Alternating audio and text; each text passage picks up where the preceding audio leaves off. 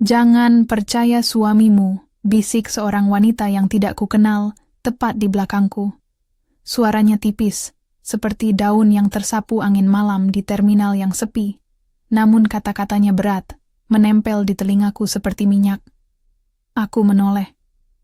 Seorang perempuan parubaya menarik tasnya, matanya menghindar. Dia tidak pernah tahu siapa aku. Aku tidak pernah tahu siapa dia. Tapi ketika suamiku melangkah ke lorong keberangkatan, wajah raut tenangnya sempurna, senyumnya untuk kamera publik, pelukan yang hangat di depan orang-orang, kata-kata manis sebelum menghilang ke ruang tunggu internasional, bisikan itu berputar dalam kepalaku sampai aku merasakan sesuatu seperti retakan di dalam. Rendra berdiri di antara lampu neon dan papan keberangkatan, kemeja putihnya rapih, koper bergulir di belakangnya. Dia memelukku lama, seperti orang yang akan kembali esok pagi, lalu menurunkan pandangannya pada Kiko. Matanya lunak ketika dia menatap putra kami. Kiko, sukarelanya, tersenyum kecut, tapi ada ketegangan di antara alisnya, sebuah garis kecil yang membuat jari-jariku ingin mengusap rambutnya berulang. Main di sini saja ya nak. Papa cuman sebentar, kata Rendra. Nanti malam aku telepon. Kiko menempel di pinggangku saat Rendra berjalan menjauh. Aku melihat suaminya mengangkat tangan, melambaikan sebuah sampai jumpa yang tampak seperti ritual. Di balik ritual itu ada banyak hal yang tak pernah kubaca. Tagihan yang belum dibayar, SMS yang kutemukan dalam ponselnya seminggu lalu, yang kemudian kukosongkan agar suamiku tak perlu tahu aku tahu. Bisik-bisik telepon di lorong kantor yang tak pernah kuikuti. Tapi semua itu tampak seperti bayangan samar.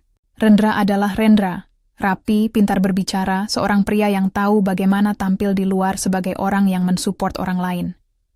Di parkir, lampu redup memantulkan hujan tipis pada kap mobilku. Kiko menempel di kursi belakang, mainan kameranya, hadiah ulang tahun, masih terikat di tangannya. Kamera kecil itu berbentuk dinosaurus, mata plastiknya seperti dua lensa yang selalu menatap. Aku hampir menertawakan hadiah itu ketika tiba-tiba Kiko menarik napas dan, dengan suara yang terlalu dewasa untuk usianya, berbisik, "Ibu, jangan pulang." Aku menoleh. Kali ini bukan macam bisikan asing di terminal, bukan peringatan samar. Suaranya langsung, tanpa hiasan. Matanya besar, cemas. "Kiko, kenapa?" tanyaku. Namun jawabannya hanya satu kata kecil. "Papa bilang dia akan mengatur semuanya. Katanya kita harus tidur kalau sudah waktunya." Jantungku melompat. Kata mengatur diucapkan seperti istilah kerja yang tidak berbahaya. Tetapi cara Kiko mengatakannya, dengan mata yang berkaca-kaca dan jari kecil yang menggenggam erat dinosaurus, membuat kata itu menjadi bayangan lain. Aku melihat ke jalan. Seorang pria keluar dari lobi terminal, memeriksa jamnya, berjalan santai. Tidak ada yang aneh pada pandangan pertama. Aku tahu apa yang orang akan pikirkan. Ibu overprotective, kecemasan berlebihan, paranoia yang dipelihara oleh drama televisi. Itu pula yang membuatku menunda. Tapi ada juga suara asing itu di kepala. Jangan percaya suamimu. Dua peringatan, satu dari asing, satu dari anakku. Dua tingkatan keyakinan yang tak pernah kumiliki sebelumnya. Aku menutup pintu mobil, menyalakan mesin. Aku pikir aku akan pulang, mematikan lampu, mengunci pintu, menunggu telepon. Aku pikir itu hanya malam biasa. Tapi sesuatu di dalamku menolak untuk menerima ketidakjelasan. Aku memutuskan untuk putar balik dan menunggu, hanya menunggu, di kejauhan. Kita menunggu di sebuah lot parkir berlampu remang, mobilku di antara bayangan mobil lain. Kiko memeluk mainannya sampai plastiknya berdecit. Ia berbicara sedikit tentang sekolah, tentang si kecil Max yang selalu ingin meminjam pensilnya. Aku menatap jalan raya yang lengang, menilai setiap mobil yang lewat, setiap bayangan yang melintas. Itu adalah malam yang sepele, dingin menempel di kaca jendela. Tetapi rasanya seperti menunggu badai. Jam melewat. Pesawat yang mengangkut Rendra telah lepas landas lama. Lampu jalan luruh, dan kami hampir akan berhenti. Di kejauhan, sebuah van gelap berhenti di depan gerbang kompleks rumah kami. Tidak ada logo. Lampu kabutnya redup. Dua lelaki keluar. Mereka bukan tetangga yang pulang. Mereka bergerak cepat, seperti orang yang tahu kemana harus menuju. Aku berdenyut. Kiko ikut menatap. Apa itu? Bisikku. Aku tak tahu, jawab Kiko, meski suaranya hampir tak terdengar. Mereka berjalan ke rumah kami. Mereka memakai jaket hitam. Salah satu dari mereka mengetuk pintu dengan pola yang sederhana, mengenakan sarung tangan.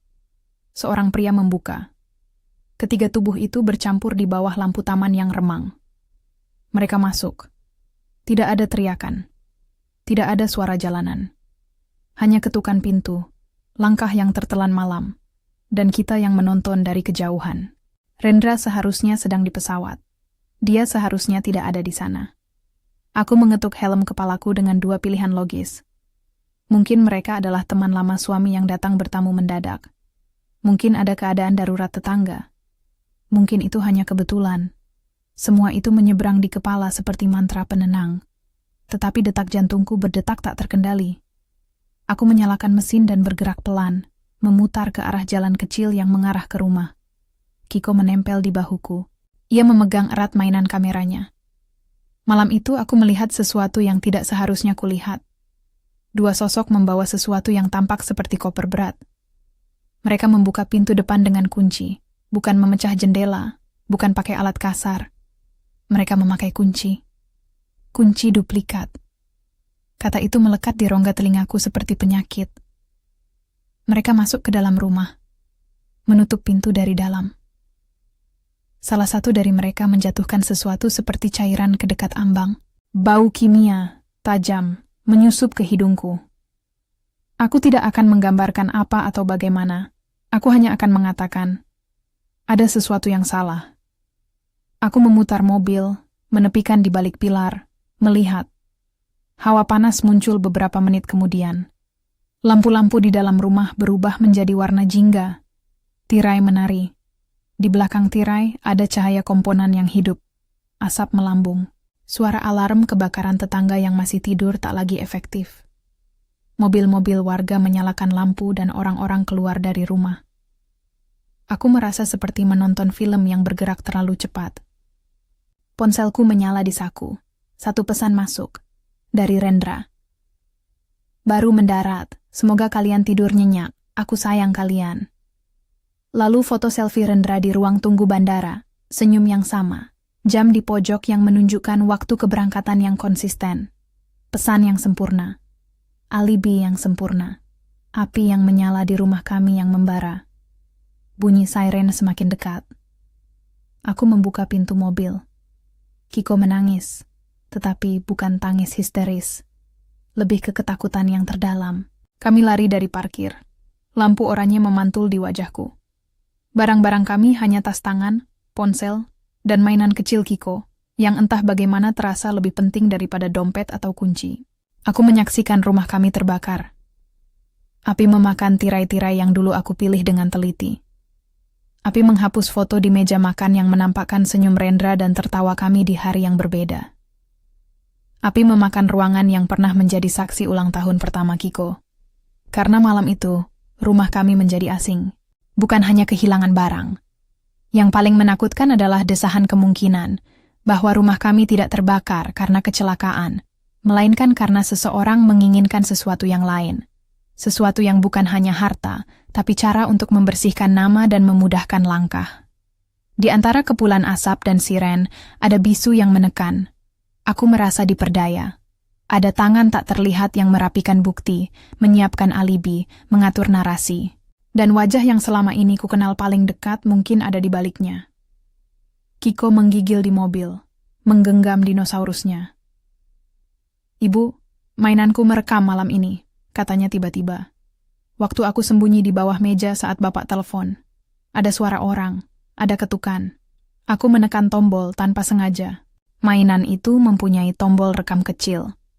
Aku mengeluarkannya, menyalakannya dengan tangan gemetar, dan menaruh telinga Kiko di belakangnya. Ada suara, rekaman buram, seperti laps. Ada langkah. Ada dua suara pria berbicara samar. Suara salah satu pria memiliki tawa yang rendah. Ada suara yang terdengar seperti bisikan instruksi. Aku tidak bisa membuat kata-kata jelas dari rekaman itu, tapi intonasi, nada berkata, ada sesuatu yang direncanakan. Ada orang yang tidak seharusnya di rumah kami. Kami berlindung di mobil tetangga yang ramah. Seorang ibu memberi selimut. Api menghapus separuh dari hidup kami malam itu. Tetapi hal yang paling menyakitkan adalah pesan yang tenang di ponsel suami. Petunjuk yang sempurna. Rendra di bandara. Rendra di kafe, di foto. Rendra aman. Keesokan paginya, dengan rambut kami masih berbau asap, kami naik taksi menuju rumah Ibu Siwi. Ia bukan hanya pengacara. Ia adalah tangan yang menopang keluarga kami sejak aku masih remaja, teman lama ayahku. Raut wajahnya tua, keras oleh pengalaman, tetapi matanya berbinar ketika ia memandang Kiko, seolah melihat cucu yang terlupakan. Rumahnya berbau buku tua dan kopi pekat. Ia membuka pintu dengan satu tepukan yang setengah marah, setengah lega. Alma, katanya, memelukku singkat. Aku dengar. Di mana Rendra? Ada di luar negeri. Dia bilang begitu, jawabku. Kata-kata itu terasa seperti dikunyah. Tapi Kiko, dia bilang sesuatu tadi malam. Ibu Siwi mengangguk, tanpa menghakimi. Ia mengajak kami duduk di ruang tamu, mengeluarkan berkas, dan menyalakan tekote. Tangannya tanpa ragu membuka laci kecil dan mengeluarkan beberapa map berlabel. Saya akan bicara lugas, katanya. Aku sudah melihat pergerakan macam ini sebelumnya. Apa maksud ibu? Aku menelan ludah. Wasiat, katanya. Dan syarat-syarat. Orang-orang kadang melihat solusi melalui garis huruf dan angka, bukan hati. Ada fakultas hukum, ada klausul asuransi, ada pengaturan pemegang hak asuh, dan bila satu-satunya cara mudah untuk mendapatkan itu, mereka akan mempertimbangkannya. Tidak semua orang tentu, tapi ada yang menilai hidup sebagai neraca. Kata-katanya dingin, presisi. Ia mulai menjelaskan, dengan bahasa yang tak berbelit, tentang wasiat lama dan wasiat baru yang sempat kubaca sekilas ketika ayah masih hidup. Terdengar teknis, namun ia menyederhanakan. Wasiat terbaru Rendra menguntungkannya bila terjadi kematian Ana dan Kiko. Ada klausul yang menyetujui pemegang saham tertentu. Dan ia menghela napas. Ada asuransi yang nilainya cukup besar untuk melunasi hutang-hutang Rendra bila klaim diajukan sebagai kematian akibat kecelakaan rumah. Apakah itu? Kenapa dia harus melakukan itu? Aku menutup muka dengan tangan. Mual yang tak ku mengerti berputar di perutku. Ibu Siwi menatapku lembut. Uang bisa membuat orang berhitung dengan cara yang dingin. Aku tidak ingin menuduh tanpa bukti, tapi motif ada. Ia mengeluarkan selembar salinan wasiat yang kumiliki. Kertas itu tampak seperti dokumen biasa, namun ada cap dan tanda tangan. Ada lagi, lanjutnya. Beberapa dokumen lain yang mungkin relevan, pernyataan hutang, daftar kreditor, dan bukti lain yang mungkin ada di brankas tahan api di bank.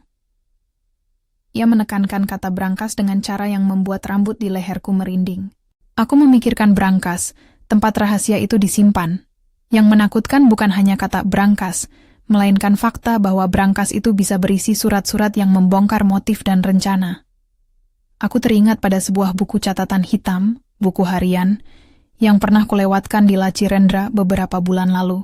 Aku ingat ia mengunci laci itu dengan kunci kecil dan berkata santai bahwa itu hanya catatan kerja. Aku ingat merasa heran mengapa suami menyimpan banyak dokumen dalam brankas di bank. Aku pernah bertanya dan dia menjawab, untuk berjaga-jaga. Ibu Siwi menatapku, matanya tajam. Jika di dalam brankas itu ada catatan yang menjelaskan rencana atau korespondensi dengan seseorang, itu bisa menjadi bukti yang menjerat. Tapi kita harus berhati-hati. Kita tidak bisa masuk ke brankas begitu saja. Prosedurnya ada. Kita harus mengumpulkan kecurigaan, bukti lain, dan sebuah narasi hukum yang solid. Tanpa itu, kita hanya terdengar seperti orang yang menangis di tengah kebakaran. Bagaimana dengan rekaman mainan Kiko? Aku mengangkat mainan itu, tanganku masih gemetar. Ada suara, mungkin tidak jelas, tapi ada langkah, ada orang, ada sesuatu. Ibu Siwi mengambil mainan itu dengan teliti, menekan tombolnya sekali. Suara samar mengalir dari speaker mungil, desahan, langkah, tawa rendah yang tak bisa dikenali jelas. Ia mengulang sekali, mengamati momen-momen tertentu. Ini bisa jadi bukti pendukung, katanya. Bersama saksi yang bisa menegaskan keberadaan orang-orang itu di rumah malam itu, bersama rekaman telepon dan pesan Rendra yang tiba-tiba, kita bisa menunjukkan ada pola. Kita harus membuktikan motif dan aksi, bahwa tindakan itu diarahkan. Apakah polisi tahu? Tanyaku. Ibu Siwi mengerut. Mereka sibuk dengan banyak kasus. Laporan awalmu tentu saja masuk. Mereka sudah melakukan penyelidikan awal, tetapi kita perlu bukti konkret. Sesuatu yang bisa mengikat, bukan sekadar kecurigaan. Dan bukti itu mungkin ada pada barang di brankas, atau pada catatan seseorang. Ia menatapku lama, lalu menambahkan, atau pada seseorang yang siap berbicara. Mendengar kata seseorang yang siap berbicara, aku segera teringat pada beberapa orang yang pernah berkeliaran di lingkaran suami. Orang-orang dengan nama samar, pertemuan di kafe, telepon yang terputus. Ada nama Dodi. Pria itu kadang muncul ketika Rendra butuh bantuan dalam urusan yang tak selalu rapi. Aku menelan. Dodi, aku menyebut. Dia tidak selalu tampak jujur. Ibu Siwi mengangguk pelan. Orang seperti Dodi punya akses ke jalan gelap. Mereka bisa dipanggil, mereka bisa berbicara. Tapi mereka perlu insentif untuk tidak dusta. Ketegangan menebal. Di kepala, semua selubung mulai tersibak.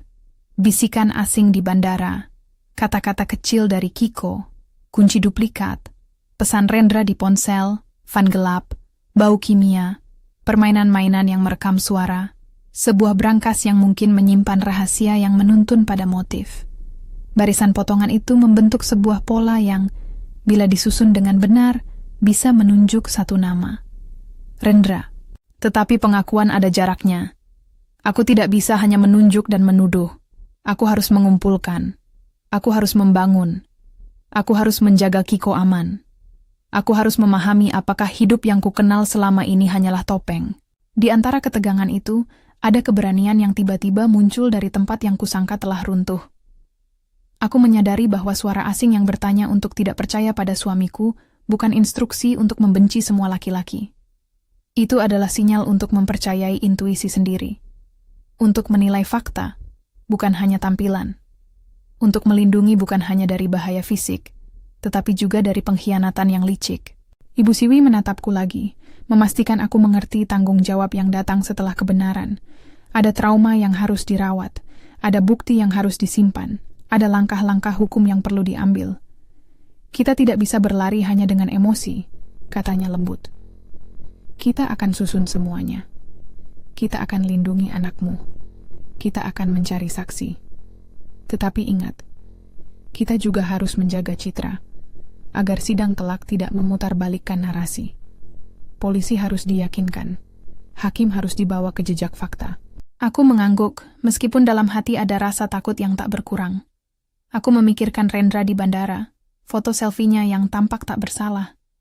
Aku membayangkan bagaimana dirinya di belakang layar bisa mengatur semua ini dengan rencana yang rapi, alibi yang kuat, pesan yang disusun, dan tangan-tangan yang melakukan pekerjaan kotor. Jika itu benar, bagaimana mungkin aku tak melihat tanda-tanda itu?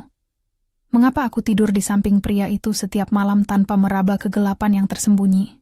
Aku ingat satu hal lainnya. Buku harian hitam yang pernah kucuri pandangnya beberapa bulan lalu. Sekali aku melihatnya dari atas meja, dan di sana ada catatan singkat yang ditulis dengan pena keras. Garis yang sulit kubaca, namun terasa seperti daftar. Aku ingat merasa ngeri. Lalu aku mengingat kata-kata Rendra saat itu, santai. Itu hanya catatan kerja, tidak untuk kalian baca. Aku menelan ludah. Jika buku itu ada di brankas, mungkin ia memuat jawaban. Ibu Siwi menutup mapnya dan berdiri. Kamu sebaiknya buat laporan resmi lagi. Kita akan kumpulkan saksi. Aku akan mengontak seorang kenalan, seorang penyidik swasta yang pernah membantu saya. Kita tidak akan terburu-buru. Kita akan telusuri. Dan Alma, jangan beri Rendra akses penuh ke segala sesuatu sampai kita tahu lebih banyak. Aku merasa seperti terjepit antara amarah dan rasa lega. Ada rencana, ada arah. Tetapi juga ada bosan menunggu di rumah api yang terbakar menjadi tumpukan kayu. Aku menggenggam mainan Kiko, menatap keluar jendela. Di sana dunia tetap berputar. Orang-orang minum kopi, membicarakan cuaca. Sementara dalam ruang kecil ini, rencana hidup kami sedang disusun kembali seperti rumah Lego yang harus dirakit ulang. Malam itu, ketika aku menidurkan Kiko di apartemen kecil Ibu Siwi yang menjadi tempat perlindungan sementara, aku memeriksa rekaman mainan lagi dengan senter. Aku mendengar sesuatu baru. Tawa, sebuah tawa yang kurasa milik Rendra, tapi bisa saja aku salah. Suara dalam rekaman buram. Ada jeda, lalu sebuah frasa samar. Segera. Kata itu seperti kaleng kosong yang dipukul, bergaung tanpa tubuh. Kiko memelukku erat. Ibu, aku takut, katanya. Aku juga, Nak. Tapi kita akan berjuang ya. Jawabku, menahan getar di suara. Dia menarik napas kecil. Aku ingin papa tetap baik, katanya, polos, dengan keyakinan anak yang sederhana. Itu tidak salah, sayang. Kita tetap sayang, jawabku. Hatiku hancur mendengar putraku bicara seperti itu. Aku membisikkan janji dalam hati. Aku tidak akan membiarkan dunia ini mencuri kebahagiaan kecilnya. Aku akan mencari kebenaran demi dia. Demi kebahagiaan yang masih mungkin. Di luar, lampu kota berkedip. Di dalam, Ibu Siwi menyiapkan secangkir teh lagi. Pikiranku melayang pada dua bisikan. Yang pertama di bandara, yang kedua dari mulut kecil Kiko. Dua suara yang membuatku bertindak. Aku tahu satu hal. Malam itu tidak akan berlalu tanpa konsekuensi. Ada orang-orang yang menyusun cerita lain tentang hidup kita, dan aku harus menerobosnya. Ketika aku akhirnya menutup mata, di antara desah napas dan suara kota, satu pertanyaan terus berputar. Siapa yang akan menjual kunci duplikat itu? Siapa yang menaruh cairan di ambang pintu? Dan, yang paling penting, apakah Rendra benar-benar tak tahu? Jawaban-jawaban itu menunggu di lembaran-lembaran bukti, di dalam brankas, dan di mulut orang yang tak lagi takut bicara. Aku berjanji pada diri sendiri untuk menemukan semuanya. Pagi berikutnya, rencana kecil pertama kami mulai terbentuk. Ibu Siwi akan mengurus panggilan pada kenalannya.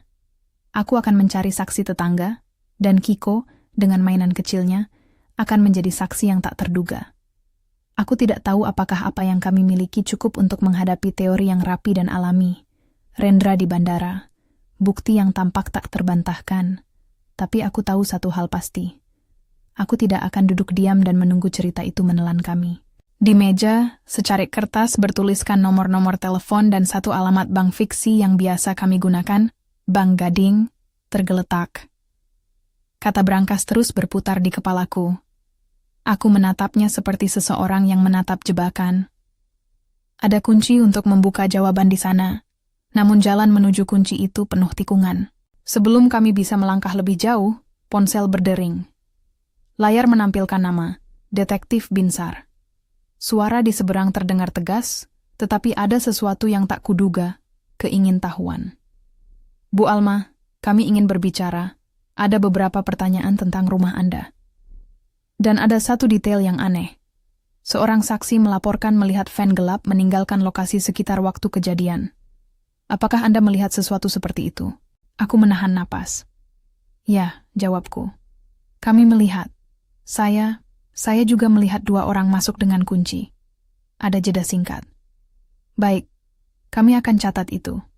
Tolong jangan bicara pada orang lain yang bisa mengganggu penyidikan. Kami butuh bukti yang kuat untuk melanjutkan. Apakah polisi bisa menahan seseorang? Tanyaku. Berusaha keras tidak terdengar seperti terdakwa. Tidak bisa begitu saja, katanya. Kami harus mengikuti bukti.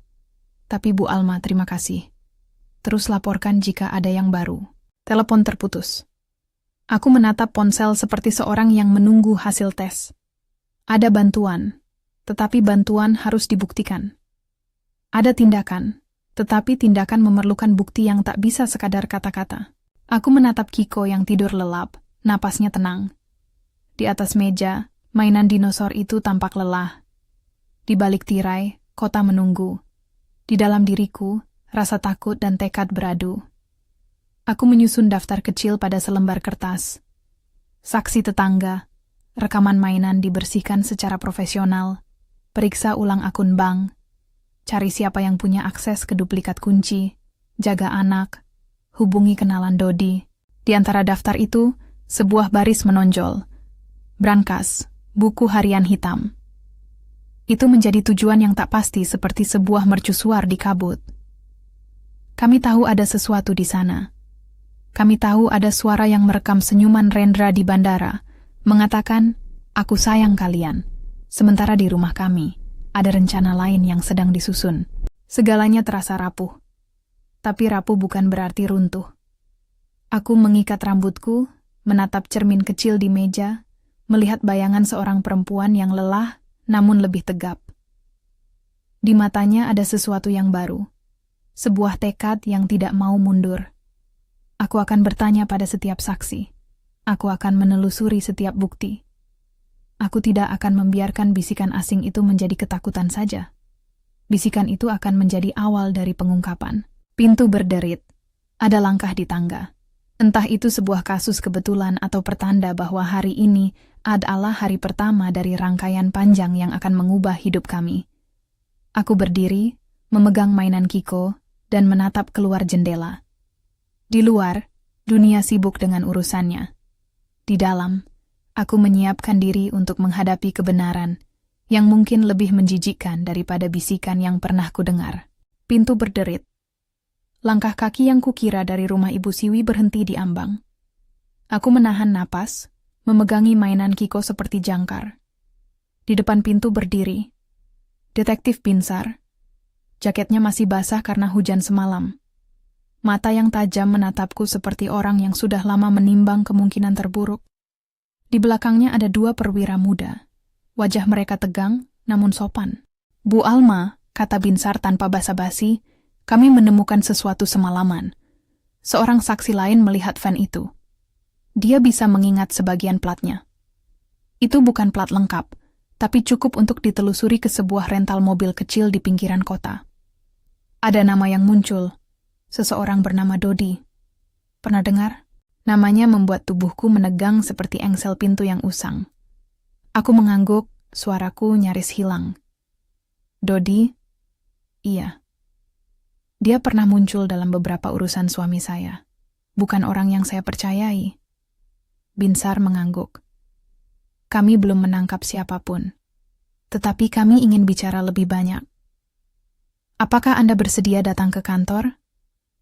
Hanya untuk melengkapi laporan dan memastikan alibi. Dan tolong jaga agar cerita ini tidak tersebar. Kita butuh bukti yang kuat. Satu kalimat sederhana itu, jaga agar cerita ini tidak tersebar, membuat berat di dadaku terasa sedikit lebih ringan. Kalau rumor menyebar tanpa kontrol, orang akan mulai membuat penilaian sendiri. Ibu yang paranoid, suami yang dicemarkan nama baik, anak yang terbawa emosi. Kami butuh rencana, bukan keriuhan. Sebelum kami angkat kaki, Ibu Siwi menarikku ke samping, menatap tajam. Kamu harus tahu, Alma. Ini bukan hanya soal polisi. Ini soal timing. Jika polisi bergerak terlalu cepat tanpa bukti, kasusnya bisa lepas. Kita butuh saksi yang berbicara, bukti yang bisa diverifikasi, dan narasi yang rapat. Kita harus siap, dan kita akan membuatnya rapi. Aku mengangguk. Di dalam kepalaku, potongan-potongan malam itu berputar. Suara langkah, bau kimia, pesan Rendra, tawa samar di rekaman. Sekarang ada nama yang nyata, Dodi. Orang yang mungkin menjual kunci, atau yang setidaknya tahu siapa datang malam itu. Di kantor detektif, ruangan itu berbau kopi dan kertas. Binsar menanyakan lagi detail yang kuberitahu semalam, lalu ia menambahkan hal-hal yang membuat kulitku merinding. Sebuah toko peralatan rumah di dekat kami melaporkan penjualan semacam bahan pembersih rumah kepada seseorang dengan nomor ponsel yang terkait ke salah satu kontak suamiku. Ada foto pengambilan dari CCTV jalan yang menampakkan dua pria menurunkan sesuatu dari van, dan mobil yang mengarah ke sebuah bengkel yang dimiliki Dodi sebelumnya. Potongan demi potongan bergerak mendekati satu titik. Kami akan menelusuri Dodi, kata Binsar. Tapi kami juga butuh kalian, bukti yang lebih kuat.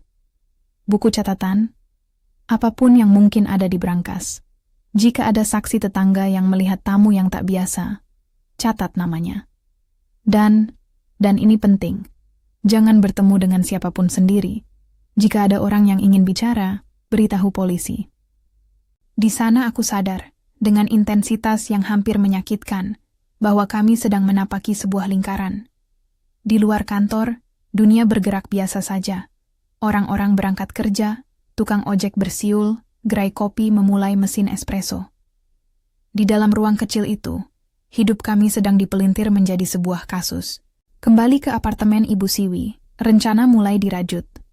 Ibu Siwi menaruh sejumlah map di meja, menandai dokumen yang mungkin relevan, salinan wasiat yang kubawa, polis asuransi yang pernah kulihat samar di laci Rendra, catatan pembayaran hutang yang ditemukan di email. Kita akan mencoba mendapatkan akses ke berangkas itu secara sah, katanya. Lewat jalur hukum, surat perintah pengadilan atau klaim darurat jika perlu. Kita butuh waktu untuk menyiapkan semuanya. Sementara itu, kita akan mencari Dodi. Itu tidak beres, gumamku. Jika Dodi terlibat, dia bisa mengarahkan kami pada pembakar. Atau ia bisa saja kebalikan. Dia tahu, tapi takut bicara. Ibu Siwi menatapku. Orang seperti Dodi bergerak demi uang. Dia memiliki rasa takut, tapi dia juga memiliki perhitungan. Kita harus buat penawaran yang ia tak bisa tolak. Keamanan bagi dirinya dan insentif. Tapi semua itu harus di bawah pengawasan polisi. Kami tidak melakukan permainan sendiri. Kami menghubungi kenalan yang disebut Ibu Siwi, seorang penyidik swasta pensiunan kepolisian yang tahu jalur-jalur bawah tanah. Namanya Surya. Dalam pertemuan yang tertutup, Surya membeberkan hasilnya. Dodi memiliki sejarah sebagai perantara untuk urusan-urusan kotor. Dia sering menjual duplikat kunci, menghubungkan orang-orang yang membutuhkan solusi cepat dengan tangan yang bersedia bekerja. Penelusuran rekening menunjukkan beberapa transfer kecil dari nomor yang terhubung ke Rendra ke rekening yang punya jejak menuju Dodi. Tidak konklusif, tapi cukup untuk membuat Dodi menarik perhatian. Kita harus pancing, kata Surya sambil menunduk pada daftar. Kita buat skenario bahwa ada sesuatu bernilai tinggi di dalam berangkas, sesuatu yang membuat orang dengan motif datang. Kita siapkan seseorang yang akan membeli kunci dari Dodi dan membawa duplikat itu pada hari yang telah kita sepakati. Kunci akan dipakai, dan kita datangi saat itu. Semua di bawah pengawasan polisi. Perutku berdenyut. Rencana itu berisiko, namun terasa seperti satu-satunya jalan untuk menggali bukti nyata. Tidak ada yang suka menjerat diri sendiri dalam perangkap, tapi kami sedang berupaya menjebak orang yang mungkin sudah merancang perangkap untuk kami. Sementara tim menyusun rencana, aku meluangkan waktu dengan Kiko. Ia tampak lebih tenang jika kami bicarakan hal-hal biasa, sekolah, teman-teman, kartun favorit. Namun di matanya masih ada sesuatu seperti bayang. Ia menyimpan arloji waktu dalam hatinya. Ia mengerti lebih dari yang kuduga tentang rasa aman. Pada suatu sore, ketika kami duduk di taman kecil di depan blok, Kiko meletakkan mainan dinosaurus di pangkuanku dan berkata pelan, "Ibu, mainanku masih merekam malam itu. Kalau mainan itu bisa bicara dengan orang-orang di pengadilan, mereka akan tahu." Aku memeluknya lebih erat, berjanji padanya, dan pada diriku sendiri, bahwa kami akan memakai apapun yang bisa membantu membuktikan kebenaran, tanpa mengeksploitasi ketakutannya. Hari-hari berikutnya berubah menjadi urutan checklist. Surya dan detektif Binsar menyusun jebakan yang rumit. Ibu Siwi mengurus kontak hukum untuk memperoleh izin yang diperlukan. Aku menelusuri tetangga, mengumpulkan nama orang yang melihat fan, siapa yang mendengar alarm, siapa yang menaruh secangkir kopi pada teras malam itu. Banyak orang lupa detail, tetapi beberapa tetangga mengingat ada dua pria yang tidak biasa pulang lewat malam. Seorang tukang kebun melihat seorang membawa kotak besar. Seorang kurir ingat melihat van berhenti sebentar. Potongan-potongan itu, ketika ditata dengan hati-hati, mulai menghasilkan pola. Sementara itu, ada satu hal yang tak bisa kami abaikan. Berangkas. Di kepala kami, buku harian hitam itu menunggu, kumpulan kata yang mungkin memuat motif. Mendapatkan akses ke berangkas tanpa prosedur yang benar akan membahayakan kasus kami. Namun menunggu tanpa strategi berarti memberi waktu bagi sang pelaku untuk menghapus bukti. Ibu Siwi mengajukan permintaan resmi, surat permintaan kepada manajer cabang Bank Gading, Pak Darmawan, untuk menahan akses sementara sampai penyelidikan selesai. Itu langkah berani. Pak Darmawan, yang kami ketahui sejak lama karena hubungan bank keluarga kami dulu, mendengarkan tanpa banyak bicara. Ia terlihat terguncang, namun setelah Ibu Siwi menerangkan situasi, ia berjanji akan membantu sejauh kebijakan bank mengizinkan. Kami tak bisa membuka berangkas sembarangan, katanya. Tetapi kami bisa menunda akses jika ada perintah pengadilan, dan jika ada indikasi kecurangan, transaksi mencurigakan, pemindaian kunci yang tak biasa, kami akan mencatatnya dan memberitahu polisi. Untuk saat ini, saya akan pantau, saya akan beritahu jika ada aktivitas. Dalam hati aku merasa seperti menunggu detik jam yang tak berhenti berputar. Kewaspadaan adalah obat yang tak nyaman. Setiap bunyi di malam hari membuat aku tersentak. Setiap panggilan masuk membuat tangan gemetar. Namun di sela itu, ada momen-momen kecil yang memberi napas. Kiko menertawakan hal remeh, Ibu Siwi membawa kue hangat, dan Surya, dengan caranya yang kasar tapi efektif, membuat rencana yang meyakinkan. Kemudian tibalah hari jebakan. Kami memilih waktu ketika Rendra biasanya mengatur urusan kantor, siang hari saat bank ramai tetapi tidak terlalu penuh. Surya menyiapkan pembeli yang berpura-pura menjadi kolektor barang antik yang ingin meminjam akses ke sebuah kotak yang diduga berisi dokumen penting. Pembeli itu, dalam koordinasi dengan polisi, akan membeli duplikat kunci dari Dodi. Dodi dijanjikan imunitas ringkas jika ia mau bekerja sama dan menyerahkan apa yang ia tahu. Polisi menempatkan petugas berpakaian sipil di sekeliling bank. Terdapat pula tim yang siap mengamankan jika Rendra muncul. Pak Darmawan menyiapkan lembar protokol bank untuk merekam setiap pembukaan kotak. Ibu Siwi memastikan semua izin hukum siap jika kami perlu meminta perintah cepat. Aku tahu risiko terbesar bukan hanya tertangkapnya Rendra, tetapi kemungkinan bahwa ia tidak datang sama sekali. Atau bahwa ia akan membawa orang lain, atau bahkan menyadari jebakan dan membakar jejak lagi. Namun kami harus memancingnya keluar. Tanpa itu, berangkas tetap terkunci. Ketegangan pada hari itu seperti arus listrik. Aku menempatkan Kiko di pojok yang aman, di kursi dekat jendela bank, memberinya buku bergambar untuk mengalihkan pandangannya. Aku memegang tangannya sampai ia merasakan getaranku. Ketika kami duduk menunggu, detik demi detik terasa seperti batu yang tertumpuk pada dada. Di luar, kota sibuk memutar roda rutinitasnya. Bikers, pedagang kaki lima, orang-orang yang menelepon, tetapi di dalam ruangan kecil bank, banyak napas yang ditahan. Lalu ia datang. Rendra masuk seperti pria yang yakin dunia ada di telapak tangannya. Kemejanya rapi, sepatunya berkilat. Ia melangkah tegap ke kotak deposit dengan langkah yang menentang angin. Tenang, percaya diri. Saat ia berjalan melewati lorong kotak, matanya bertemu dengan milikku sekilas. Di sana tidak ada ketakutan, hanya kebekuan. Ia tak mengungkapkan emosi pada wajahnya, namun di dalam aku merasakan sesuatu seperti retak. Ia membawa sebuah amplop kecil, menutupnya rapat di tangan. Di pikiranku muncul kilas malam itu. Pesan yang dia kirim dari bandara, selfie dengan jam di pojok, sempurna. Surya, yang berpura-pura menjadi pembeli, mengawasi dari sudut. Dodi muncul beberapa menit sebelumnya, berkeringat, memegang benda kecil dalam plastik. Ia menunduk, lalu melihat ke arah pria yang kami tahu, Rendra. Ada momen ketika mata mereka bertemu. Ada sesuatu yang nyaris seperti pengakuan di wajah Dodi. Takut, menyesal, dan kemudian ia menoleh dan berjalan saja. Ketika Rendra mendekati kotak itu, ada ritual yang harus dipenuhi. Identitas dicek, prosedur diikuti, kertas ditandatangani. Pak Darmawan memeriksa dokumen yang tampak resmi, menatap Rendra dengan sopan. Tidak ada yang aneh menurut lembar prosedur, semua tampak normal. Lalu Rendra memasukkan kunci ke kotak itu dan membuka. Ada gerakan perlahan, bunyi logam, suara kertas. Mata kami terpaku. Di dalam kotak itu, di antara amplop yang tampak biasa, ada sebuah buku kecil berwarna hitam, buku harianku, yang kulihat beberapa bulan lalu samar di laci Rendra. Buku itu menyeruak ke permukaan seperti penyelamat atau penghukum. Di sampingnya ada beberapa dokumen lain. Salinan polis asuransi, beberapa cetak transfer yang tampak mencurigakan, dan sebuah amplop yang bertuliskan nama yang pernah kucatat di ponsel suami.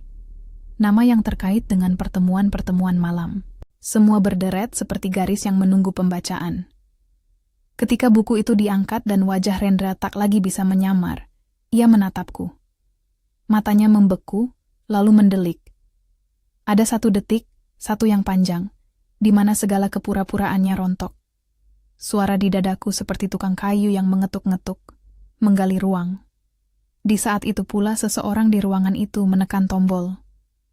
Dari speaker bank, suara lembut memanggil keamanan. 2 petugas sipil yang tidak mencolok segera berdiri, lalu berjalan perlahan. Itu adalah bukti yang kami cari, berkata suaranya, suara dari pengeras, datar tapi tegas. Pak Rendra, mohon jangan bergerak. Reaksi Rendra cepat. Ia marah. Pertama kaget, lalu berubah menjadi kemarahan yang terkontrol. Ia menuding ke arah aku, menuding ke arah Dodi, berusaha membentuk narasi di lisan. Pengaturan, fitnah, konspirasi. Namun takdirnya kini mengantongi lebih dari sekadar kata-kata. Di meja, seseorang menaruh sebuah perangkat kecil, rekaman, yang diputar.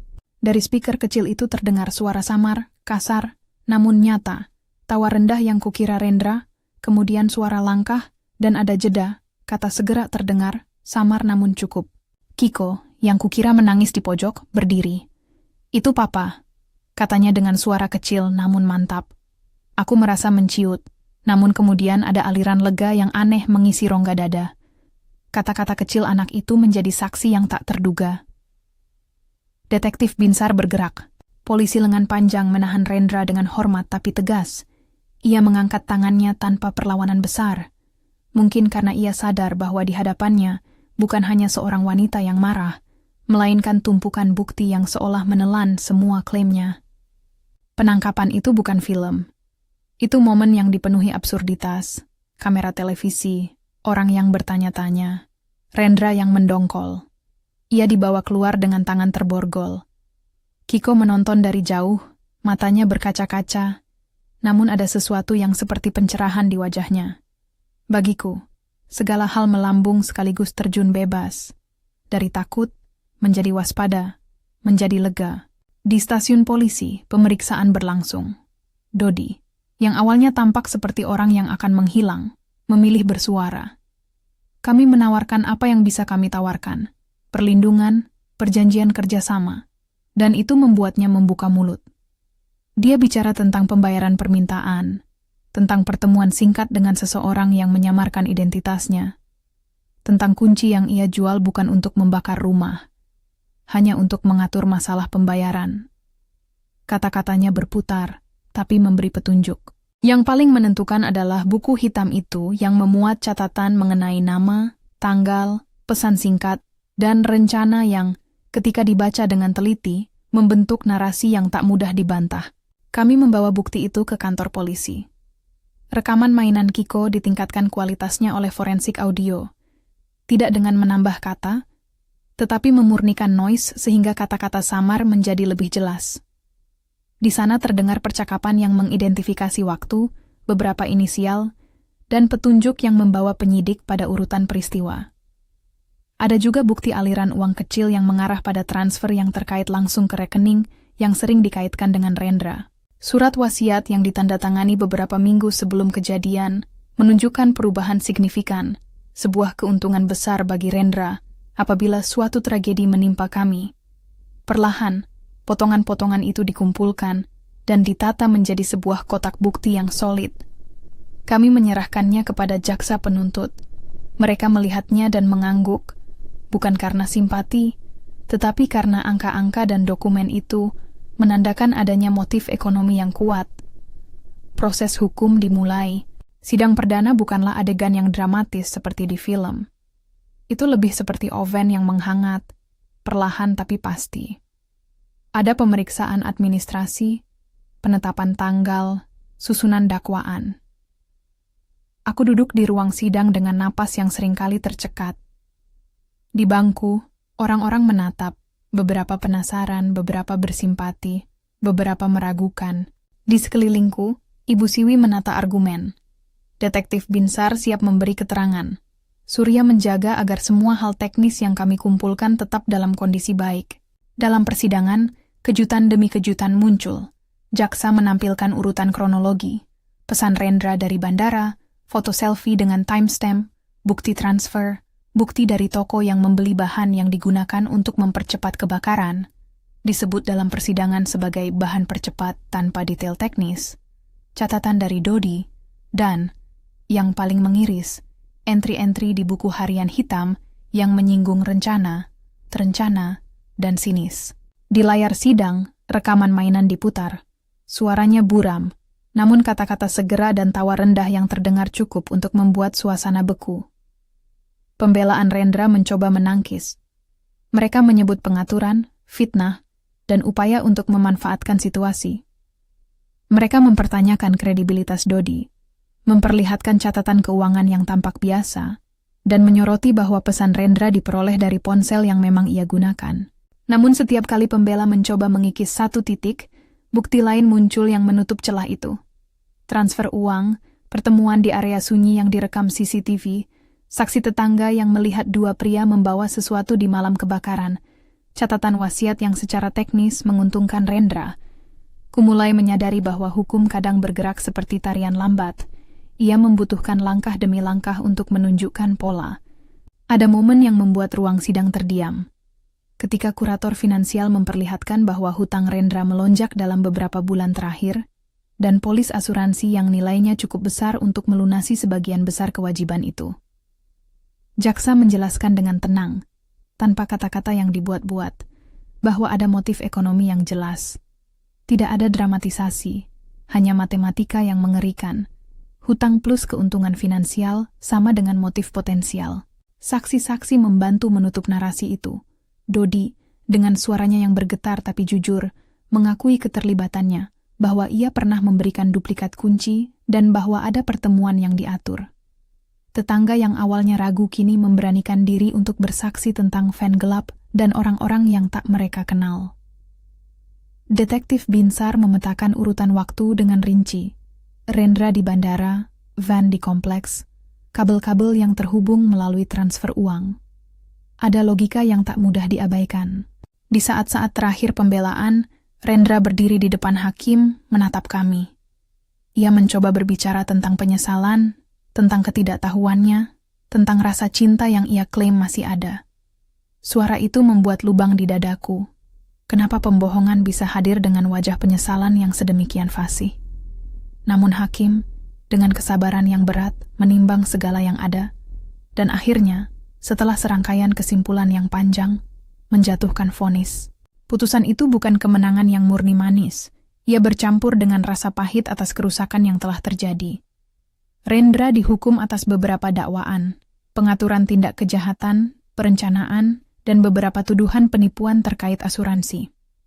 Ia dijatuhi hukuman yang membuatnya tak lagi punya ruang dalam rutinitas keluarga yang kami bangun. Ketika hakim membaca putusan, ada tangisan kecil di ruang sidang. Aku merasa seperti seseorang yang dianggap sepele kini mendapat pengakuan. Namun aku juga tahu, hukuman tidak mengembalikan malam-malam yang pergi, foto-foto yang hangus, atau waktu yang hilang. Setelah semua itu, dunia perlahan menata ulang dirinya. Bank mengeluarkan keputusan administrasi. Berangkas yang berisi dokumen kami diserahkan ke pihak yang berwenang, dan kami menerima kembali beberapa surat-surat yang menunjukkan realitas manipulasi. Warisan yang sempat diinvestasikan untuk keuntungan Rendra kini bisa dialihkan sesuai hukum. Dengan bantuan pengadilan, dana bisa dinyatakan tidak bebas dari kecurangan. Dalam proses administrasi itu, aku menemui Pak Darmawan lagi. Wajahnya lelah, namun ada rasa lega. Kami tidak ingin ada orang yang bisa memanipulasi sistem, katanya. Kadang aturan itu melambat, tapi kita beruntung ada yang berani menuntut. Dengan itu, Aku berdiri di salah satu sudut kantor bank, memegang dokumen yang menandakan akhir babak. Di sana ada rasa aneh. Kemenangan yang berat, uluran tangan hukum yang menuntut pemulihan, dan beban tanggung jawab yang tak hilang. Uang yang kembali bukanlah tujuan utama. Itu alat. Aku memikirkan apa yang harus kulakukan sekarang, bukan sekadar untuk kami, tetapi untuk orang lain yang mungkin terjerat dalam jebakan serupa. Beberapa bulan setelah vonis, aku mendirikan sebuah yayasan. Bukan untuk balas dendam, melainkan untuk memberi perlindungan dan suara pada mereka yang tak punya akses. Yayasan itu kubiarkan fokus pada dua hal. Pendidikan bagi anak-anak cerdas yang kurang mampu, dan dukungan bagi korban kekerasan domestik atau keluarga yang menghadapi ancaman internal. Nama yayasan itu sederhana, Rumah Pelita, sebuah tempat yang memberi cahaya bagi yang kehilangan arah. Saat aku menandatangani dokumen pendirian, Kiko berdiri di sampingku. Rambutnya yang dulu rapuh kini mulai tumbuh tebal. Ia tersenyum, dan di mata itu ada ketenangan yang kupenuhi seperti air yang menenangkan. Pemulihan bukanlah garis lurus. Kiko kadang mengalami mimpi buruk, aku juga. Kami menjalani terapi bersama, bertemu konselor yang membantu kami membicarakan rasa takut tanpa menilai. Kiko belajar bahwa rasa takutnya valid, dan kami belajar mengubah rasa takut itu menjadi kewaspadaan yang sehat. Momen-momen kecil mulai bermunculan. Tawa di meja makan yang baru, kue ulang tahun kecil yang kami rayakan untuk Kiko, kunjungan sederhana ke taman, dan kamar yang perlahan kami isi kembali dengan barang-barang yang aman. Di satu sore yang hangat, ketika kami duduk di depan kantor yayasan yang masih setengah jadi, seorang ibu muda mendekat. Ia memegang anak kecil, matanya merah. Ia mendengar tentang program kami dari tetangga. Kami berbicara lama. Ia bercerita tentang ketakutan yang disembunyikan, tentang pesan per pesan yang membuatnya takut sendiri. Aku mendengarkan, penuh empati, dan saat ia menutup ceritanya, aku merasakan satu hal. Keputusan yang kudahulukan bukan sekadar menuntut keadilan, tetapi memberi alat bagi mereka untuk berdiri lagi. Kehidupan kami berubah, bukan sempurna, tapi penuh makna. Aku sering berpikir tentang bisikan itu, jangan percaya suamimu, yang seperti hantu muncul di awal cerita kami. Sekarang aku tahu, bisikan itu bukan untuk menyebarkan kecurigaan pada semua orang yang bernama suami, melainkan mengajarkan sesuatu tentang kepekaan. Itu adalah panggilan untuk mempercayai intuisi, dan kemudian mendukungnya dengan tindakan yang bijak. Seseorang asing yang menaruh kata-kata di telingaku bukanlah sumber kebenaran absolut. Anakku yang melindungi kami dengan rekaman mainannya bukanlah saksi sempurna. Namun bersama, suara-suara itu memicu tindakan yang benar. Ada juga pelajaran tentang rupa dan realitas. Rendra, yang di mata publik tampak sempurna, menyimpan kepalsuan. Banyak orang menilai dari apa yang terlihat. Kemeja yang disetrika, kata-kata manis di acara keluarga, senyum untuk kamera. Namun tindakan sering menunjukkan mata batin yang berbeda. Itu bukan sekadar soal menuduh. Itu soal menimbang bukti, bertanya, dan tak cepat memaafkan kebohongan yang terbungkus rapi. Di sela pemulihan, ada hari-hari ketika ingatan kembali menusuk. Ada malam di mana aku terbangun karena mimpi seolah-olah asap masih menari di sekitar rumah. Namun hal-hal sederhana, sebuah senyum Kiko, sebuah pesan dukungan dari tetangga, suara tawa anak-anak di taman, membuat segala luka sedikit lebih sedikit terasa. Satu hal yang kubawa bersamaku selalu adalah rasa berterima kasih terhadap orang-orang yang memutuskan untuk tidak membisu. Ibu Siwi, dengan ketegasan yang tiada kompromi. Detektif Binsar, yang sabar menata bukti. Surya, yang tak kenal lelah menyusun jebakan. Pak Darmawan yang memilih integritas. Bahkan Dodi, yang pada akhirnya memilih bicara karena takut beban moral lebih berat daripada takut hukum. Mereka menunjukkan bahwa keadilan adalah kerja kolektif, bukan kemenangan satu individu. Beberapa orang bertanya padaku, setelah semuanya berlalu, apakah aku memaafkan Rendra? Jawabannya rumit. Ada bagian dalam hati yang ingin menutup pintu rapat terhadapnya, bukan karena balas dendam, tetapi untuk melindungi diri kami. Memaafkan tidak berarti melupakan. Itu proses yang mungkin akan berlangsung seumur hidup. Untuk kini, Aku memilih memfokuskan energi pada hal yang lebih besar. Membangun platform yang membantu orang lain, mendidik anak yang kehilangan suara, dan merawat Kiko hingga ia tumbuh kuat. Di akhir cerita ini, yang bukan hanya milikku, tetapi juga milik banyak orang yang terlibat, ada pesan sederhana namun tajam. Dengarkan suara yang datang dari tempat yang tak terduga. Anak kecil yang memegang mainan, mungkin melihat dan merekam lebih dari yang kita kira. Seorang wanita asing di terminal mungkin berbicara tanpa tujuan, namun kata-katanya bisa menjadi pemicu. Intuisi bukanlah kebenaran absolut, tetapi ia adalah sinyal. Tugas kita adalah mengolah sinyal itu dengan akal, bukti, dan keberanian. Jika cerita ini menyentuhmu, bantu sebarkan pesan ini. Bagikan cerita ini kepada yang perlu mendengar, dan pertimbangkan untuk mendukung layanan bantuan bagi korban kekerasan domestik. Sedikit bantuan bisa membuat perbedaan besar bagi seseorang yang sedang terperangkap dalam bisu. Dua bisikan itu, yang pertama asing, yang kedua dari mulut kecil anakku, memimpin kami ke atas jalan yang gelap, namun akhirnya terang. Kami kehilangan banyak hal. Rasa aman di rumah yang dulu kami miliki, waktu yang tak kembali, beberapa barang berharga yang tak bisa digantikan. Namun kami mendapatkan sesuatu yang lebih berharga, kebenaran, keadilan, dan arah baru untuk hidup.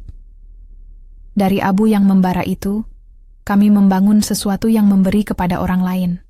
Sebuah rumah pelita. Di sore yang cerah ketika kami meresmikan ruang pertama yayasan, Kiko menggantungkan poster kecil bergambar dinosaurus di dinding. Ia tersenyum saat anak-anak kecil lain masuk. Mata mereka penuh rasa ingin tahu. Aku memegang tangannya, memikirkan malam di bandara. Bisikan asing, pelukan yang tampak, pesan yang sempurna, dan rekaman mainan. Semua itu menyatu menjadi satu kesatuan cerita yang tidak mudah dipercaya, namun nyata. Aku menutup catatan ini dengan sebuah janji, untuk selalu menghargai intuisi, namun tak lupa menuntut bukti, untuk melindungi yang lemah, dan untuk menjaga agar kisah kami menjadi pelajaran, bukan sekadar sensasi. Jangan percaya begitu saja pada siapapun yang ingin kau percayai tanpa alasan, dan jangan juga membiarkan rasa takutmu menutup mata pada kebenaran yang mungkin menyelamatkanmu. Terima kasih telah mendengarkan. Jika kisah ini membuatmu berpikir, bagikanlah, karena kadang satu suara, satu langkah kecil, bisa mencegah tragedi yang lebih besar.